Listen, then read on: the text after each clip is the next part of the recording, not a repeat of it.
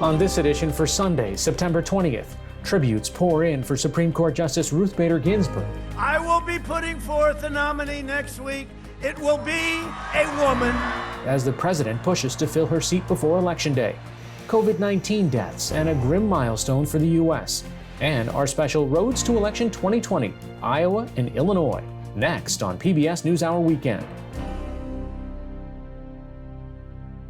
PBS NewsHour Weekend is made possible by Sue and Edgar Wachenheim III, the Anderson Family Fund, Bernard and Denise Schwartz, the Cheryl and Philip Milstein family, Barbara Hope Zuckerberg, the Leonard and Norma Chlorfine Foundation, Charles Rosenblum. We try to live in the moment to not miss what's right in front of us. At Mutual of America, we believe taking care of tomorrow can help you make the most of today. Mutual of America Financial Group, retirement services and investments. For 25 years, Consumer Cellular has been offering no-contract wireless plans designed to help people do more of what they like. Our U.S.-based customer service team can help find a plan that fits you. To learn more, visit consumercellular.tv. Additional support has been provided by the Corporation for Public Broadcasting, a private corporation funded by the American people, and by contributions to your PBS station from viewers like you. Thank you. Good evening and thank you for joining us. A partisan battle is underway over the Supreme Court seat left vacant after Justice Ruth Bader Ginsburg's death on Friday. Vigils and rallies continued outside the Supreme Court last night in memory of the late justice. At a campaign rally in North Carolina last night, where supporters chanted, "Fill that seat," President Trump said his nominee will be named soon and will be a woman. I will be putting forth a nominee next week. It will be a woman. In Philadelphia today, the Democratic presidential nominee and former Vice President Joe Biden said the next justice should not be nominated until after the election. To jam this nomination through the Senate is just an exercise in raw political power. And I don't believe the people of this nation will stand for it. President Trump has already made it clear this is about power, pure and simple power. For more on the politics of the court battle and what's ahead for the presidential candidates, I spoke with NewsHour Weekend special correspondent Jeff Greenfield. Jeff, what do we know and not know about how and when this confirmation process will happen? What the president said yesterday was he intends to send up a nominee very quickly. He said it would be a woman. What we don't know is when Senate Leader Mitch McConnell intends to take this nomination up, which he does. There's very little time in the Senate calendar between now and Election Day. And there's been some speculation that the vulnerable Republican incumbents might not want to cast a vote before Election Day. Now, just in the last day, several of those endangered Republicans have said they're signed on with McConnell. Joni Ernst in Iowa, Tillis in North Carolina, McSally in Arizona. And so what we don't know is, are there 4 Republicans in the Senate, apart from Susan Collins, who said she would prefer to wait, Lisa Murkowski, who said she doesn't think there should be a vote till the new president is chosen. Chuck Grassley, former chairman of the Judiciary Committee, has also said that. But that leaves only 3 if they all do that. Many, many other Republicans have done a complete 180 around their position back in 2016 when they said no vote in a presidential year. And so it's going to be up to McConnell in the next day or two to decide, does he want to try a vote now, or does he want to wait till after the election and do it in a lame duck session? And things could get contentious. I mean, the Democrats wouldn't like this idea. If Trump wins in November, this issue essentially goes away. Because even if the Democrats were to wind up taking the Senate, the lame duck Republicans in November could say, look, the people chose Trump, it's his nomination, and fine. If Trump were to lose and the Senate were to go Democratic, and the lame duck Republicans still said we're going to confirm Trump's nominee in late November, then you're talking about whatever analogy you like. DEFCON 1, Armageddon on steroids. As Chuck Schumer said, everything's on the table. That could mean expanding the size of the Supreme Court. It could mean giving statehood to Puerto Rico and perhaps the District of Columbia for 4 more Democratic senators. That means the entire framework of our system has been essentially reduced to who has the power. It seems like this will galvanize people on both sides to get out and vote. 4 years ago, it was clear that the issue of a Supreme Court justice was helping Trump. It got all the social conservatives who were worried about Trump's personal behavior back in line. And they were mostly worried because Scalia, the most militant conservative, was gone. And they were worried that an Obama pick would flip the court. This time, it's the liberal icon who has departed. And Democrats are saying, well, one more conservative justice. There goes the Affordable Health Care Plan. There goes abortion rights. There goes the whole agenda. And it's interesting that in the last 24 hours, a liberal fundraising group, Act Blue, has raised $91 million, which suggests that the traditional analysis that a conservative is helped by a Supreme Court fight, that may have flipped this year. We'll find out. Jeff Greenfield, thanks so much. Thank you, Mark. Last night, President Trump announced his approval of a deal involving Oracle and Walmart that would allow Chinese-owned social media platform TikTok to continue operating in the U.S. The president had threatened to ban downloads of the app, along with another Chinese social media app called WeChat, starting today over privacy concerns. This morning, a federal judge blocked the WeChat ban, ruling in favor of a group of users who claimed it would infringe on their First Amendment rights. The potential deal for TikTok would create a new company called TikTok Global, which would host data collected from Americans using the app. Tropical storm Beta, named for the second letter in the Greek alphabet, is heading slowly toward the Texas and Louisiana Gulf Coast. The first rain bands from the storm reached Galveston, Texas today. The storm may bring as much as 20 inches of rain in the coming days. Forecasters do not expect Beta to become a hurricane, but if it continues on its current path and makes landfall, it will be the 9th named storm to reach the U.S. this year, tying a record set in 1916. The Trump administration moved to reinstate sanctions against Iran last night over alleged violations of the 2015 Iran nuclear deal. In a statement, Secretary of State Mike Pompeo said the U.S. was triggering UN sanctions on Iran that had been suspended as part of the 2015 deal, and said the U.S. would pursue additional punitive measures against Iran. France, Germany, and the UK released a joint statement this morning saying the U.S. has no authority to reimpose sanctions after withdrawing from that deal in 2018. The UN is not expected to reinstate the sanctions. For more national and international news, visit pbs.org/newshour. In the United States, almost 200,000 people have now died from COVID-19, according to the Johns Hopkins University Coronavirus Resource Center. The first U.S. infection was reported in January. While deaths are well below last spring's rate, the New York Times reports that on average, about 850 people with COVID-19 infections die each day as of mid-September. ProPublica reporter Caroline Chen joined us for more on this grim milestone in the pandemic. I think it is such a tragedy that we are now talking about 200,000 deaths. Because when we hit the milestone of 100,000 deaths, I wrote a piece then where I said, what have we learned at this point? How can we do better? And I think what is really sad is I think that we're seeing that in many ways we haven't taken the opportunity to have learned from the many people who died in the first place, and that many of the people who were so vulnerable when COVID first hit us and we were not prepared are still really vulnerable. So I think people have heard that Black and Hispanic people are particularly vulnerable, but nationally, Black people are dying at 2.4 times the rate of white people. That's 21% of the COVID-19 deaths are Black people. This is according to the COVID Tracking Project. At the time when we were at 100,000 deaths, I looked, and this is according to the Kaiser Family Foundation, about 35,000 deaths were in the long-term care facilities. This is both residents and staff. And so at that point, I had been calling, and many people, of course, besides me, we knew from the very start of the pandemic in Kirkland, in Washington, that nursing homes were vulnerable. And we should have, at that point, said nursing homes are the biggest priority. So in preparation for our call, I thought, well, has the proportion of deaths in nursing homes changed between the first 100,000 and the second 100,000?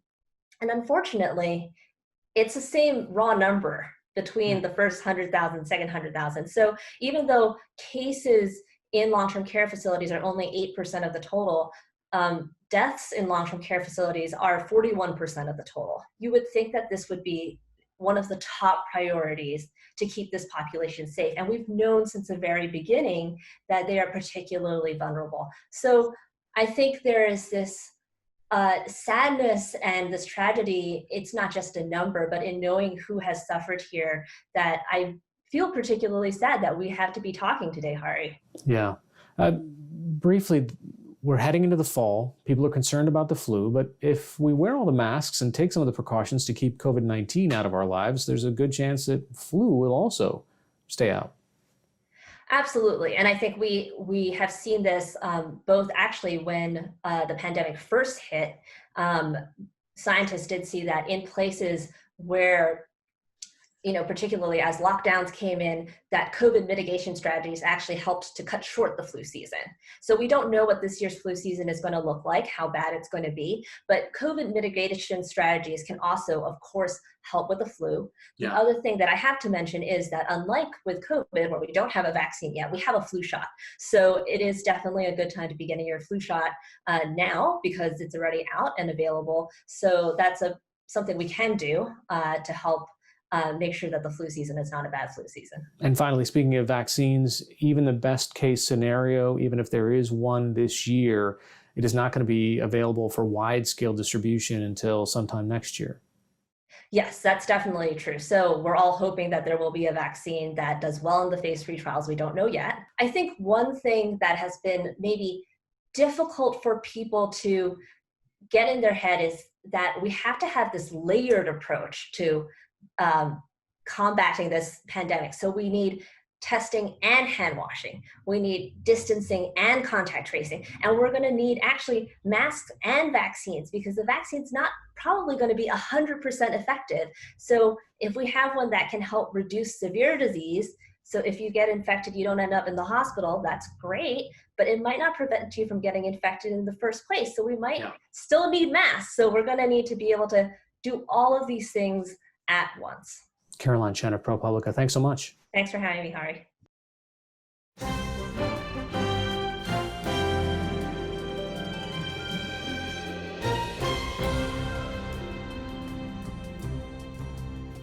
With the election 6 weeks away, we're continuing our Roads to Election 2020 with a look at Iowa and Illinois. On August 10th, about 6 weeks ago, a rare windstorm known as a derecho pummeled a 750-mile stretch of the Midwest with upwards of 100-mile-per-hour winds. Eastern Iowa and the city of Cedar Rapids were hit particularly hard with up to 140-mile-per-hour wind gusts, similar to a Category 4 hurricane. NewsHour Weekend's Christopher Booker has more. Oh, man. They're often compared to a hurricane, but the winds of a derecho, while just as furious, behave a bit differently. Spanish for straight ahead, unlike a hurricane or a tornado, the winds of a derecho don't spin. Rather, they push in one single direction, and the storm marches along in a straight line. They form when the wet air of a thunderstorm meets drier air, creating strong winds of 58 miles per hour or more, called downbursts. And while not a regular summer occurrence, they can form quickly, making it difficult to predict and prepare for. With this, how much warning did you guys have? It was about 10 to 15 minutes, and I heard the sirens go off. And to me, when the sirens go off, it's typically like high winds, but they're usually a gust. They don't hang out for 45 minutes, and they're not 120 to 140 mile per hour winds. Even if Raymond Seidel had more time, it's hard to see how the destruction of the August 10th derecho in eastern Iowa would have been avoided. It was massive. It's just, it's catastrophic for our area. In the days following the storm, with power lines and thousands of downed trees, eastern Iowa began to assess what had happened. In Cedar Rapids, more than 1,600 buildings were damaged. 1,000 housing units were deemed unlivable. Also, they've offered so much support. Seidel, a community organizer in Cedar Rapids, manages a resource page on Facebook. with over 67,000 members for those affected by last month's derecho. He said that temporary housing is still needed for those displaced residents. As of 2 weeks ago, it was about 150 families, but the city said that number is, quote, fluid, as housing is repaired and rental units become available. It's hard to find housing when so much destruction takes place. So I know that we do have some in hotel rooms currently, but we also have some that are living in homeless shelters. And for those who aren't displaced, Seidel says residents are still struggling to clear tree debris. That's going to go on for a very long time. They've passed through neighborhoods 1 to 2 times at this point, trying to remove debris from the curbside. But as soon as it's removed, residents are bringing what was in their backyard to their front yard to have that removed as well. People are tired. They're exhausted. But the derecho didn't just leave its mark on the city of Cedar Rapids and its suburbs. Iowa's rural farming communities were also hit hard. Just west of Cedar Rapids, farmers like Lance Lillibridge are still assessing just how much of their crop was destroyed. So our corn is really twisted up pretty bad. It's still harvestable, unlike a lot of people who were zeroed out. Their corn was totally wiped out. Lillibridge is vice president of the Iowa Corn Growers Association. He says hundreds of farmers were affected this year as the windstorm flattened their crops and burst open grain bins. And the cleanup is still going on. So this one is by far probably the biggest weather event I've ever seen in my lifetime. The USDA estimates at least 550,000 acres of Iowa corn won't be harvested this fall because of the derecho. And Lillibridge says crop insurance doesn't fully cover what was lost for farmers. Financially, it's devastating. Even though we have federal crop insurance, that'll never ever cover what some people have lost. Crop insurance will only cover, depending on how much of it you buy, maybe 70 to 90% of what you lost. If you have 2 or 3 of these events in a row, maybe it's flooding, or maybe it's a hailstorm, or maybe it's a derecho. Long term, it can be real devastating on the insurance part of it. So this isn't just necessarily a one-time economic hit. Absolutely, yes. Some people will never make it up. They'll just be done. Unfortunately, that we've heard some of that guys are not going to rebuild, and they're probably not going to farm again. For Iowa, the recent derecho is just the latest environmental disaster. In 2008, the worst flooding in Cedar Rapids history caused $10 billion in damages to the area. In 2012, a drought hit the Midwest that impacted the entire Corn Belt. This year, it's a double whammy: the loss from the derecho and the coronavirus recession. Farmers had already seen the price of corn-based ethanol drop as demand for gas fell as Americans stayed home because of the coronavirus. A lot of plants shut down or idled back some, and cut production. This comes up every day. It's like kicked while being down, right? There were so many people that still weren't working, or they weren't working the same number of hours and earning the same wage that they were before.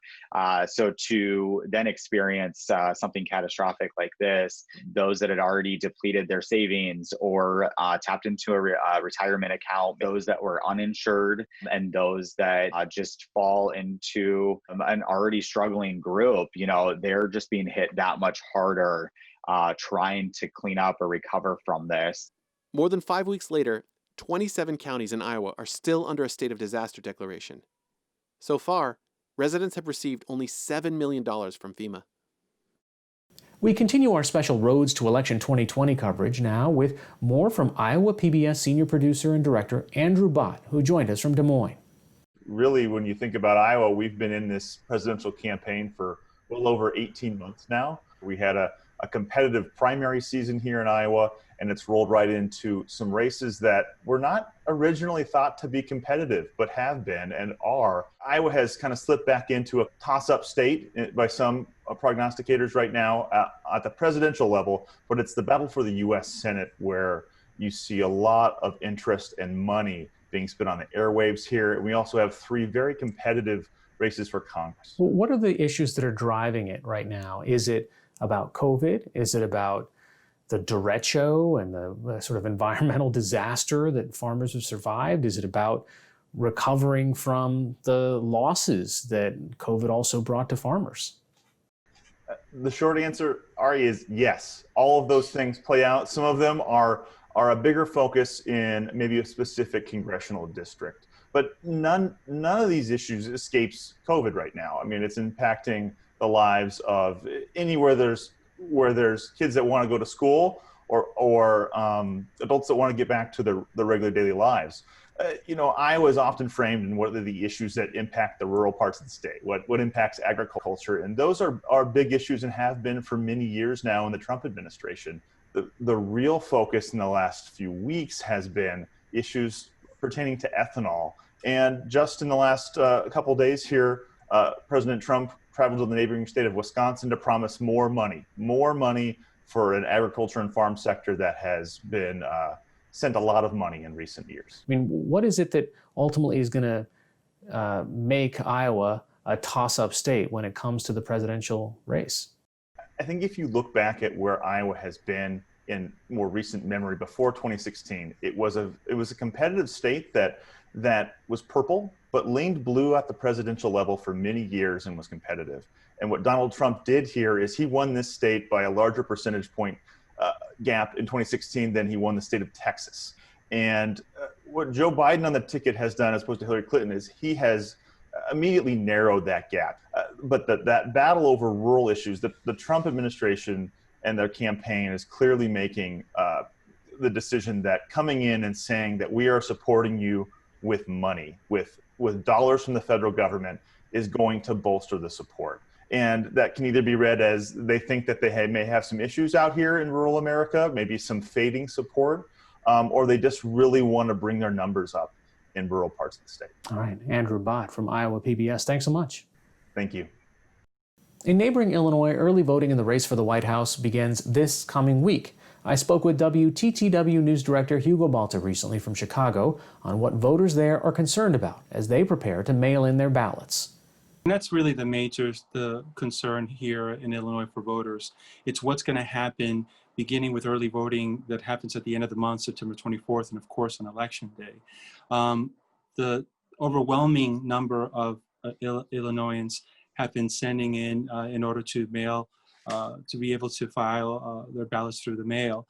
We've seen the numbers triple from 2016 to 2020 in regards to the amount of requests to do so. So there's a lot of concern in regards to how the system is going to work, and even in person, what procedures are going to be put into place to ensure that people that are voting in person will be safe. People often forget that Chicago is not Illinois, that there is a very different political landscape as you travel throughout the state. I mean, obviously Chicago is the 800-pound gorilla. It's got a huge number of people, third largest city, but this is not just a Democratic attempt. This is to make sure that there are lots of Republicans in Illinois who get their votes counted too. Absolutely. You see Illinois is a blue state, and in 2016, it went to Hillary Clinton. But outside of Chicago, outside of Cook County, in the rural areas, you see a lot of support for President Trump. I think most of the support for President Biden is within Chicago, but you're right. I think when we look at not just the general election, but elections within the state, of which there are many, including for U.S. Senator and Cook County State's Attorney's Office, that there's a lot of competing ideologies, both on the Republican side and the Democratic side. How does COVID-19 shuffle the deck when it comes to the priorities for voters there? There's, I think it's everything. We are in an extraordinary year, largely driven by COVID-19, and certainly we've seen how communities, both urban and rural, have suffered under COVID-19 from a health perspective, to also the economy and employment. A lot of businesses forced to shut down or readjust for social distancing. So what's top of mind for voters is, again, who is going to get us through this COVID-19 pandemic, understanding that it's tiered and there's an expectation that now that summer is ending, that we're going to see a resurgence of cases and numbers of COVID-19. There's also, of course, a heightened concern about the economy and what's going to happen once we get through this, or as we're getting through this recession, how the markets are handling it, and especially for small businesses. Will they be able to sustain? I think those are the two things that are top of mind for voters as they're looking at November 3rd. Hugo Balta, News Director of WTTW in Chicago. Thanks so much for joining us. Thank you very much.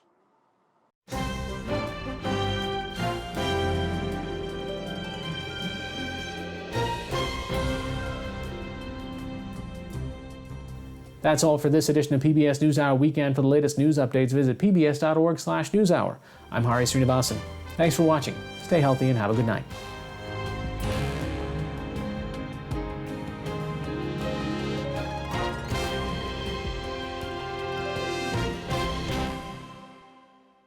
PBS NewsHour Weekend is made possible by Sue and Edgar Wachenheim III, the Anderson Family Fund, Bernard and Denise Schwartz, the Cheryl and Philip Milstein family, Barbara Hope Zuckerberg, the Leonard and Norma Clorfine Foundation, Charles Rosenblum.